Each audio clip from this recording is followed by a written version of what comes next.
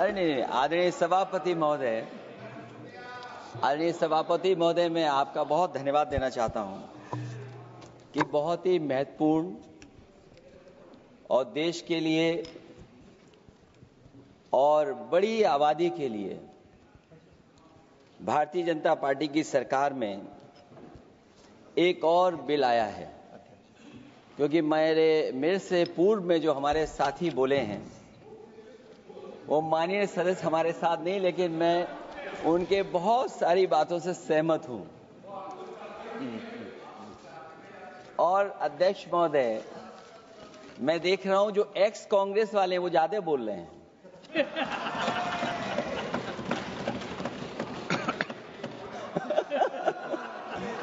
आदरणीय अध्यक्ष महोदय,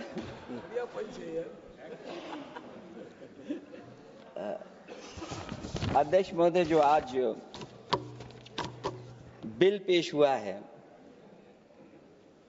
मैं हिंदी और अंग्रेजी को जो कुछ समझ सकता हूं वो यही मैं कह सकता हूं कि माननीय मंत्री जी ने ये कहा कि ये उम्मीद है। ये उम्मीद कैसे बना है, अंग्रेजी में भी मुझे समझ में नहीं आ रहा कि उम्मीद है, ये हिंदी में भी समझ में नहीं आ रहा कि ये उम्मीद है। यूनिफाइड वक्फ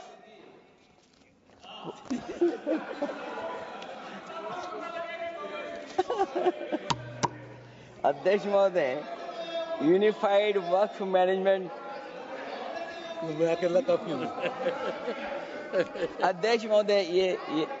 अध्यक्ष महोदय, मैं समझ सकता हूं कि मैं वो बात छेड़ना नहीं चाहता था, लेकिन क्या करूं, मजबूरी है अब। अध्यक्ष महोदय, अभी माननीय सदस्य लोग ये कह रहे हैं कि हमारे सदस्य नहीं है यहां पर जो हमारे साथी हैं, लेकिन अध्यक्ष महोदय मैं ये कहना चाहता हूं, ये जो बिल लाया जा रहा है, भारतीय जनता पार्टी में एक मुकाबला चल रहा है। भारतीय जनता पार्टी के अंदर मुकाबला चल रहा है कि खराब हिंदू कौन बड़ा है। और ये बात अध्यक्ष महोदय मैं ऐसे ही नहीं कह रहा हूं।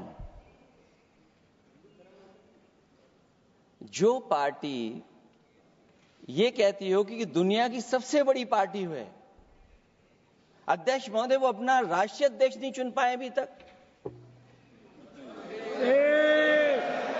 अध्यक्ष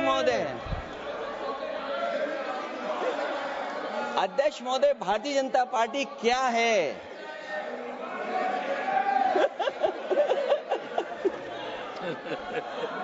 जी, मैं अखिलेश जी ने बहुत हंसते हंसते कहा है, इसको हंसते हंसते जवाब देना। ये सामने जितनी पार्टियां हैं उनका राष्ट्रीय अध्यक्ष उन 5 लोगों को ही चुनना है परिवार के। हमें माननीय अध्यक्ष जी करोड़ों सदस्यों में से 12-13 करोड़ सदस्य प्रक्रिया कर चुनना है तो देर लगती है। आपके यहां जरा भी देर नहीं लगेगी। मैं कह देता हूं अभी 25 साल तक आप अध्यक्ष हो जाओ, नहीं बदल सकता। अध्यक्ष महोदय, क्योंकि जो बात निकल के आई है वो मैं फिर आगे बढ़ा दूं। अध्यक्ष महोदय, जो बात सोशल मीडिया या और जगह गुपचुप हो रही है, कहीं ऐसा तो नहीं था कि अभी कुछ दिन पहले यात्रा जो हुई है वो कहीं 75 वर्ष की एक्सटेंशन वाली यात्रा तो नहीं थी। अध्यक्ष महोदय, ये जो इस बार जो वक्फ बिल आया है, नाकामी का पर्दा इस बार है वक्फ बिल। और नाकामी को एक आध नहीं है, मैं कई नाकामियां बता सकता हूं। अभी मैं माननीय सदस्यों को सुन रहा था, वो पुराने कई बिल उनके बारे में चर्चा कर रहे थे कि कितने प्रोग्रेसिव बिल लेकर के आए हैं। मुझे याद है मैं उत्तर प्रदेश में उस समय था और मुझे लगा कि शायद इनकी वो बात ठीक होगी। एक ये बहुत तैयारी के साथ फैसला लेकर के आए थे और फैसला ये लिया था आधी रात के आज के बाद नोट नहीं चलेंगे, नोट बंद हो जाएंगे। अध्यक्ष महोदय, उस नोटबंदी नाकामी के बारे में भी तो चर्चा हो जाए कि अभी भी न जाने कितनी जगह पर कितना रुपया निकला जा रहा है। कितना निकल करके आ रहा है। केवल नाकामी नोटबंदी की नहीं, नाकामी बेरोजगारी की भी है, नाकामी महंगाई की भी है, नाकामी किसान की आय दोगुनी नहीं कर पाए वो भी इनकी नाकामी है। मुझे याद है एक माननीय मंत्री जी पूरे देश की नदियों के बारे में बीओडी बता रहे थे, लेकिन माननीय मंत्री जी ये भूल गए कि उनके शहर में, उनके क्षेत्र की जो नदी है उसकी बीओडी क्या है। गंगा क्या साफ हो गई, यमुना क्या साफ हो गई, स्मार्ट सिटी क्या बन गई, क्या गोद लिए हुए गांव इन्होंने गोद से उतार दिए, उनकी क्या दुर्दशा है। इसलिए मैं कहना चाहता हूं, ये नाकामी का पर्दा इस बार वक्फ बिल बना है। और सबसे बड़ी बात तो यह है कि जिसके लिए फैसला होना है उसकी बात को अहमियत न देना भी नाइंसाफी है। अध्यक्ष महोदय, नाकामी केवल यहां तक नहीं है। और भारतीय जनता पार्टी क्या है, मैं केवल एक पुरानी घटना याद करता हूं। एक बार फैजाबाद अयोध्या में एक कार्यक्रम था, उसमें बड़ी तैयारी की गई थी और तैयारी के साथ कलाकार मुंबई से बुलाए गए थे। हो सकता है वो सहमति दिल्ली से ना रही हो, केवल लखनऊ की सहमति से हो रहा हो कार्यक्रम। और जब कार्यक्रम की पूरी तैयारी हो गई, भगवान श्री राम बनकर के कोई आ गया, लक्ष्मण बनकर के कोई आ गया, मां सीता भी बनकर के कोई आ गया, हनुमान जी, और भगवान हनुमान भी बनकर के कोई आ गया। लेकिन जब लखनऊ से वो हेलीकॉप्टर उड़ा और अयोध्या पहुंचा तो सब लोग थे, लेकिन उसमें हनुमान नहीं थे। अध्यक्ष महोदय, मैं भारतीय जनता पार्टी के लोगों से कहूंगा कि जानकारी करिए कि आखिरकार भगवान श्री राम थे, लक्ष्मण थे, सीता थी, लेकिन हनुमान क्यों नहीं थे? हनुमान इसलिए नहीं थे, शायद उनकी जात या धर्म कुछ और था। अध्यक्ष महोदय, ये देश मिली जुली संस्कृति से चला है। कुछ हमने सीखा, कुछ उन्होंने सिखाया। और जो लोग ये कहते हैं कि हम सबको बराबरी का हक देते हैं, अभी कुछ दिन पहले ईद निकली है। अध्यक्ष महोदय, वो परंपरा रही है, न केवल मैं जाता हूं बल्कि कोई दल का नेता ऐसा नहीं न जाता हो उस कार्यक्रम में शामिल होने।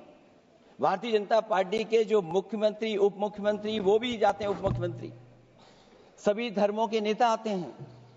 लेकिन पता नहीं इस बार क्या साजिश थी, षड्यंत्र था कि वहां पर कुछ पाबंदी लगी हुई थी।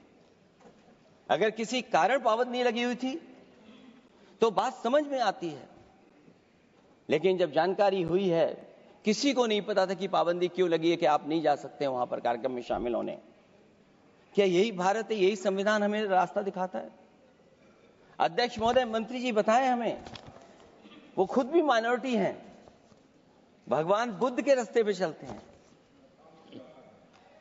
भगवान बुद्ध का रास्ता दूसरा है। हम आपको अपना मानते हैं तब भी जब आप हमारे बहुत सारे ग्रंथों को नहीं मानते, तब भी हम आपको अपना मानते हैं। आप हमारे पुराणों को नहीं मानते हैं, आप हमारे उपनिषदों को नहीं मानते हैं। लेकिन सोचिए, हम हिंदू वो लोग हैं जो आपको स्वीकार करते हैं और गले लगा करके चलते हैं। अब मैं दूसरे धर्म पे नहीं जाऊंगा, कोई नाराज हो सकता है। मैं दूसरे धर्म के बारे में नहीं जा सकता, मैं केवल यही बताता हूं। और मैं उत्तर प्रदेश में, अध्यक्ष जी, जहां से आता हूं, मैं अपमान नहीं कर रहा हूं, मैं सच बोल रहा हूं। और ये बिहार के चुनाव में जो आप कह रहे हैं कि महिलाओं को 2 मेंबर बना दिया, इस बार मैं भी देखूंगा आगे भारतीय जनता पार्टी कितनी महिला लोगों को टिकट देंगे वहां पर।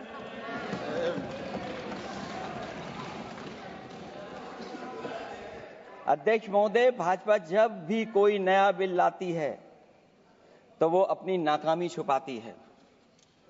भाजपा वाले मुसलमान भाइयों की वक्फ की जमीन चिन्हित करने की बात कर रहे हैं, जिससे महाकुंभ में जो हिंदू मारे गए हैं या खो गए हैं उनको चिन्हित करने की बात पर पर्दा पड़ जाए। अध्यक्ष महोदय, मुझे खुशी इस बात की कि हमारा धर्म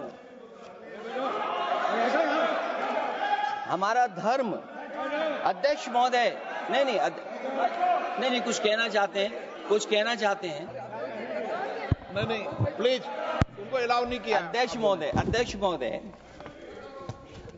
कुंभ में आस्था सबकी है, कोई ऐसा नहीं जिसकी आस्था न हो। और कुंभ कोई पहली बार नहीं हो रहा था। ये भारतीय जनता पार्टी के लोगों ने ऐसा प्रचार किया कि 144 वर्षों के बाद पहली बार महाकुंभ होने जा रहा है और लोग निकल पड़े। सरकार ने कहा कि हमारी तैयारी 100 करोड़ की है। आप कहते टेक्नोलॉजी का हम इस्तेमाल करेंगे, जमीनों को हम मैपिंग कर करके डेटा एंड रिकॉर्ड ठीक करेंगे। अध्यक्ष महोदय, ये बताएं कि वो 30 लोग कौन थे, उनके नाम क्या थे जिनकी जान चली गई, न केवल जान जाने वालों की, बल्कि अध्यक्ष महोदय ये सरकार बताए कि जो लगभग 1000 हिंदू खो गए हैं, जो अभी तक नहीं मिले, जो अभी तक नहीं खोज पाए हैं, वो 1000 हिंदू की सूची कहां है? और फिर धर्म कारोबार की बात है, जो ये लोग गोली। अध्यक्ष महोदय, मैं कार सेवक वाली बात इसलिए नहीं छेड़ना चाहता हूं।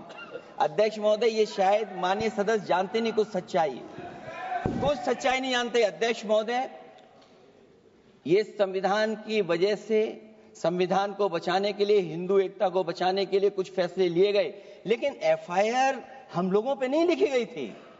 एफआईआर उन पे लिखी गई थी जो बेचारे तैयार हो गए थे सुबह, लेकिन पता नहीं कहां से फोन आया था, कहा था कि अब तैयार तो हो गए हो, लेकिन आप शिलान्यास में नहीं आ सकते। बहुत सही। इसलिए बात को इधर से उधर नहीं में ले जाना चाहता। अखिलेश जी, जरा वक्त पे भी आ जाओ। अच्छा, वक्त पे आ रहा हूं। नहीं, वक्त पे अध्यक्ष इसलिए आ रहा हूं क्योंकि वक्त समझने के लिए भारतीय जनता पार्टी की सोच क्या है। और ये अध्यक्ष महोदय जब ये कह रहे हैं कि इससे कारोबार होगा, अध्यक्ष महोदय, धर्म की चीजों से कारोबार नहीं हो सकता। हमारे उत्तर प्रदेश के मुख्यमंत्री जी ने भी कहा कि कारोबार होगा। वो 30 की गिनती में उलझे हुए हैं, जैसे 30 मार खाए वो। उनसे पूछा कि जान कितनी गई, वो 30। उनसे पूछा कि कारोबार कितने का होगा, 30 गुणा 10,000 करोड़। सोचिए, कुंभ हमारा क्या कारोबार की जगह है? और फिर उसका कौन नापेगा, कैसे नालाएगा? और फिर हमारे माननीय मंत्री जी कह रहे हैं कि जमीन, चाहे वो रेलवे की हो, चाहे वो डिफेंस की हो, वो भारत की जमीन है। मैं भी स्वीकार करता हूं कि रेलवे की जमीन भी भारत की है, डिफेंस की भी जमीन भारत की है। क्या डिफेंस की जमीन नहीं बेची जा रही मंत्री जी? अध्यक्ष महोदय, क्या रेलवे की जमीनें नहीं बेची जा रही हैं? अध्यक्ष महोदय, केवल यहां तक नहीं, कितना हस्तक्षेप होता है। वक्फ भी भारत के, इसीलिए तो कहीं ना कहीं वक्फ की जमीन से, अध्यक्ष महोदय, माननीय मंत्री जी बताएं, और मुझे उम्मीद है कि जब जवाब देंगे तो बताएंगे कि वक्फ की जमीन से बड़ा मुद्दा वो जमीन है जिस पर चीन ने अपने गांव बसा लिए हैं, लेकिन कोई बाहरी खतरे पर सवाल बवाल न करे, इसलिए ये बिल लाया जा रहा है। और माननीय मंत्री जहां से आते हैं, जिस प्रदेश से आते हैं, कम से कम ये तो बताएंगे कि वहां कितने चीन ने गांव बसा लिए, घर बन गए हैं। अध्यक्ष महोदय, आपके माध्यम से सरकार गारंटी दे कि वक्फ की जमीन कभी भी किसी भी पैतरेबाजी से किसी और मकसद के लिए किसी और को नहीं दी जाएगी। वक्फ की वर्तमान व्यवस्था में चाहे 5 साल के धर्म पालन की पाबंदी की बात हो, या कलेक्टर से सर्वेक्षण के हस्तक्षेप की बात हो, या वक्फ परिषद या बोर्ड में बाहरियों को शामिल करने की बात हो, इन सब का उद्देश्य मुस्लिम भाइयों के सार्वजनिक अधिकार को छीनकर उनके महत्व और नियंत्रण को कम करना है। ट्रिब्यूनल के निर्णय को अंतिम न मानकर उच्च न्यायालय में लेकर जाने की अनुमति देना दरअसल जमीनी विवाद को लंबी न्यायिक प्रक्रिया में फंसाकर वक्फ भूमि पर कब्जों को बनाए रखने का रास्ता खोलेगा। सबसे बड़ी बात यह कि वक्फ बिल के पीछे की न तो नीति सही है न नीयत, ये देश के करोड़ों लोगों से उनके घर दुकान छीनने की भी साजिश है। भाजपा एक अलोकतांत्रिक पार्टी है, वो असहमति को अपनी शक्ति मानती है। जब देश के अधिकांश राजनीतिक दल वक्फ बिल के खिलाफ हैं, तो उसे लाने की जरूरत क्या है जो जिद क्यों कर रहे हैं सरकार। वक्फ बिल का लाना भाजपा की सियासी हट है। वक्फ बिल भाजपा की सांप्रदायिक राजनीति का नया रूप है। वो तो आपको काटेगा, और इसलिए काटेगा कि अध्यक्ष महोदय बाहर ये लिखते हैं सत्यमेव जयते, बाहर है लिखते सत्यमेव जयते, भाजपाई अंदर असत्य बात कहते। भाजपा वक्फ बिल लाकर अपने उन समर्थकों का तुष्टीकरण करना चाहती है जो भाजपा की आर्थिक नीति, महंगाई, बेरोजगारी, बेकारी और चौपट अर्थव्यवस्था से उसे छटक गए हैं। क्योंकि अध्यक्ष महोदय, जब से वोट में गिरावट आई है और खासकर उत्तर प्रदेश में भी, तब से भारतीय जनता पार्टी की कोशिश है कि अपना वोट कैसे संभाला जाए। ये वोट को संभालने के लिए बिल लाया गया है। भाजपा का लक्ष्य वक्फ की जमीनों पर है। इन जमीनों का नियंत्रण अपने हाथ में लेकर इन जमीनों को पिछले दरवाजे से अपने लोगों के हाथों में दे देना चाहती है। भाजपा चाहती है कि वक्फ बिल लाने से मुस्लिम समुदाय को लगे कि उन पर हक को मारा जा रहा है, वो उद्वेलित हों और भाजपा को ध्रुवीकरण की राजनीति करने का मौका मिल सके। क्योंकि अध्यक्ष महोदय, भाजपा का लक्ष्य यह है कि ध्रुवीकरण हो, क्योंकि वो जानते हैं कि ध्रुवीकरण जितना होगा उससे वो लाभ उठाने में आगे रहेंगे। तो ये वक्फ बिल जो लाया जा रहा है, वो अपनी वोट बैंक को संभालने के लिए और समाज को बांट करके ध्रुवीकरण करके राजनीतिक लाभ लेने के लिए लाया जा रहा है। और अगर इसके लिए नहीं लाया होता तो पहले से जो जितने फैसले लिए सरकार ने, क्या उससे देश और प्रदेश में कोई बड़ा बदलाव आ गया है? अगर स्मार्ट सिटी का बात करें तो कितनी स्मार्ट सिटी बन गई है आपकी? आपके नोटबंदी की वजह से न जाने कितना रुपया कहां निकल रहा है। और डर तो ये लगता है कहीं भाजपा वाले दूसरों के पैसा रख करके न पकड़वा दें। वक्फ बिल के आने से पूरी दुनिया में एक गलत संदेश भी जाएगा। इससे देश की सेकुलर इमेज को बहुत धक्का लगेगा। वक्फ बिल भाजपा की नफरत की राजनीति का एक और अध्याय है।